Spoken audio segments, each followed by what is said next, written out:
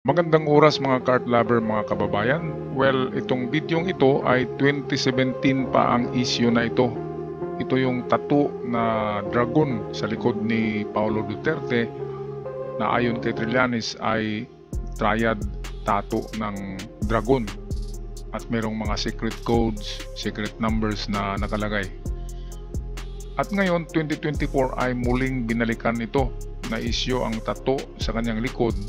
Kasi kapag ma-proven na yan talaga ay sa triad na tattoo na dragon, ibig sabihin talagang sangkot sila sa negosyong druga dito sa Pilipinas na napakalaging sindikato ng triad, China's triad. Kaya kung mapatunayan na triad tattoo ay automatic, di ba? Automatic kulong. Kasi triad eh. Okay, so panoorin muna natin ang video courtesy ng ating ka-vlogger sa inyong araw. Ngayon ako tinatanong ako ng ebidensya. Ang ebidensya po ng membership ng triad ay yung tattoo mismo kasi meron siyang sacred digits. Ngayon kung willing itong si Vice Mayor Duterte pipicture natin tapos papadala natin sa USDA para i-decode. Kung willing ka lang naman. No way. Oh, no. Mr. Chairman, Mr. Chair, I'm sorry. Mr. Chair, no way. Ang sikretong tattoo, Paulo Duterte, ang dragon at ang koneksyon sa triad. Sabi nila, ang katotohanan ay laging lumalabas. Pero paano kung ito'y nakatago sa harap mismo ng ating mga mata? Ang kontrobersya tungkol sa dragon tattoo ni Paulo Duterte ay matagal ng usap-usapan, isang piraso ng palaisipan sa kwento ng kapangyarihan, impluensya at marahil isang mas madilim na bagay. Pero bakit ito mahalaga at bakit patuloy itong pinag-uusapan kahit ilang taon na ang lumipas at lalo ngayon ay hindi pa rin nare-resolba ang patungkol sa bagay na ito.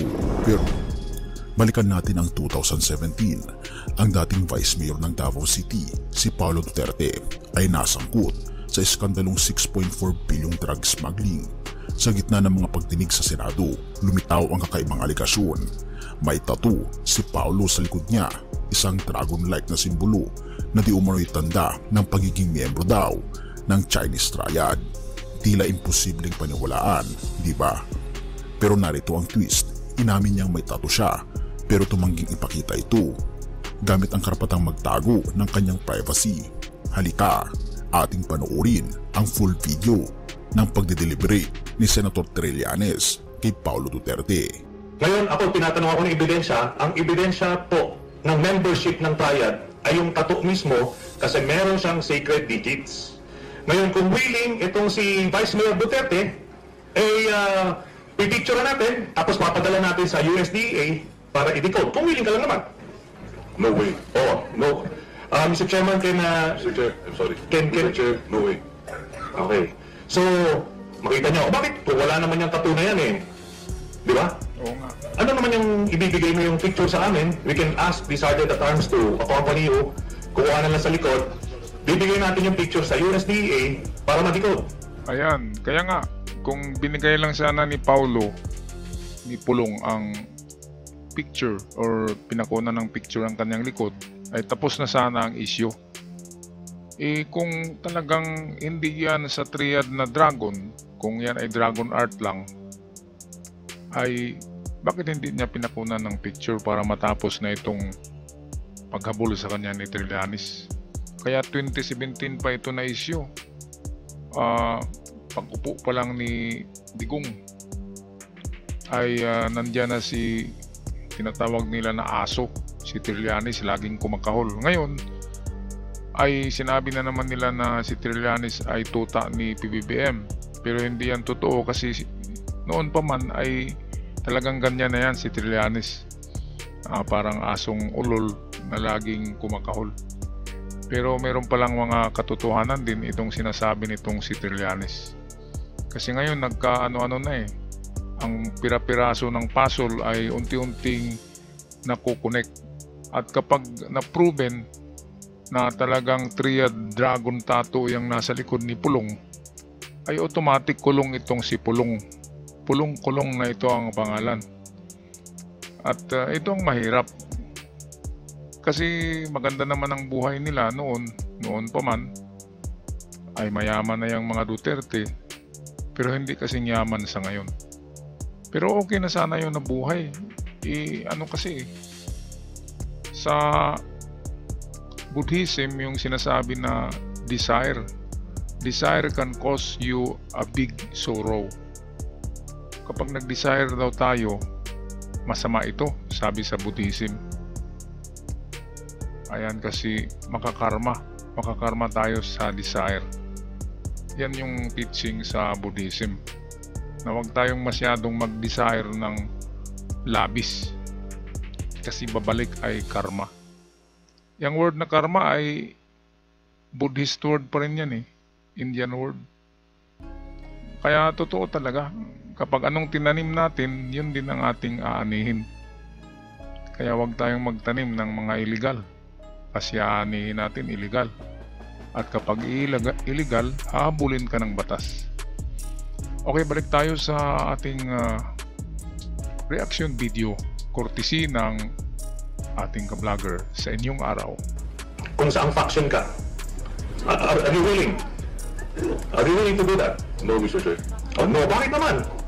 Kung wala kang tinatapo, kung tato lang naman dyan sa pinagawa mo kung saan, you should not be afraid na may mapafind out dyan. Vice Mayor. I already answered the question, Mr. Chair. So ayaw mo talagang ipakita dahil baka may ma-decode nga. Ganun. Mr. Chair, ilang beses ko ba sagutin na ayaw ko? Ang tanong ay nananatili. Ano nga ba talaga ang nasa likod ng tattoo na iyon? Fast forward sa 2024 at muling bumalik ang usapin ng dragon, hindi bilang tattoo, kundi bilang paalala ng mga kontrobersiyang hindi nalutas. Sa pagkakataong ito, naghain si Paulo ng panukalang batas para sa pilitang random drug testing ng mga opisyal ng gobyerno. Isang matapang na hakbang pero kahina-hinalang timing. Ang kanyang mga kritiko ay nagsasabing ito'y diversyon, isang paraan para mailihis ang pansin mula sa mga iskandalo ng kanyang pamilya. Totoo bang reforma ito o isang desperadong pagtangkang alisin ang mga anino ng nakaraan? Ngayon, tila nagbabago ang ihip ng hangin. Ayon sa rekomendasyon ng Quad Committee, inirerekomenda na ang pagsasampa ng kaso laban kay Paulo Duterte at kay Mans Carpio, ang asawa ng Vice Presidente na si Sara Duterte. Ang nasabing rekomendasyon ay nagpapakita na maaaring natuklasan ng komite ang tunay na kahulugan ng tattoo ni Paulo. Alam na kaya nila ang pagkakaugnay ng tunay na kahulugan ng tattoo ni Paulo Duterte sa kanyang likod? Kung totoo man ito, paano nila ito nakita? Ang kahalagahan ng tattoo ay nakakabit sa mas malawak na web ng aligasyon na may kinalaman sa illegal na droga, offshore gambling at extrajudicial killings. Ang mga saksi tulad ni Jimmy Guban ay nagsabing si Paulo at si Mans Carpio ay kasabwat sa drug smuggling na nagkakahalaga ng bilyon. Ngunit tulad ng tattoo, ang mga aligasyon ay nababalot sa pagtanggi, pagbawi ng testimonya at kakulangan ng kontekstong ebidensya. Ito ang kahalagahan talaga ng tattoo na yan, ay isa yan sa pieces, isa sa piraso ng puzzle. One piece of a puzzle na kulang para mabuo ang isang picture. At kapag na-prove na yan ay talagang triad dragon tattoo, ay kumpleto na ang puzzle na kulang ng isang piraso.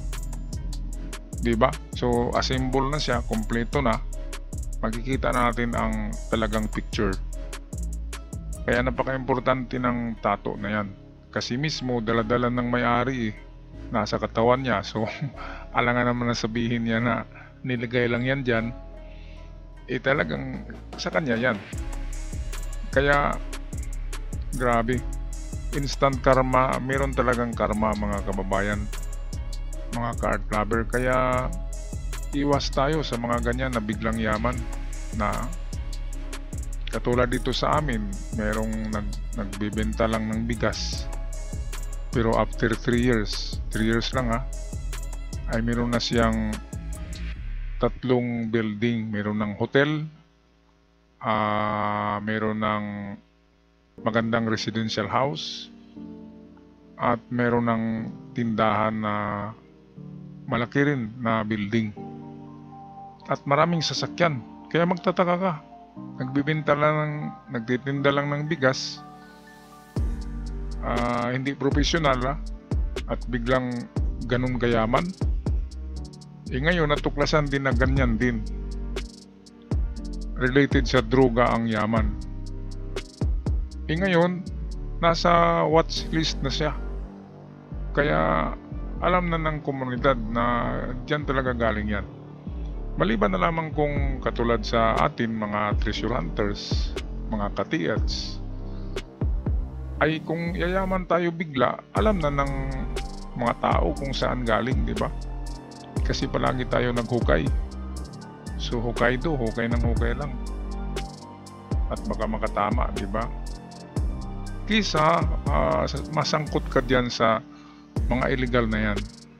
Alright, at hanggang dito na lamang tayo mga ka-art lover, mga kababayan. Huwag kalimutan mag-subscribe sa ating channel. Kung kayo'y bago pa lamang, i-click lang yung red button down below at huwag kalimutan mag-like.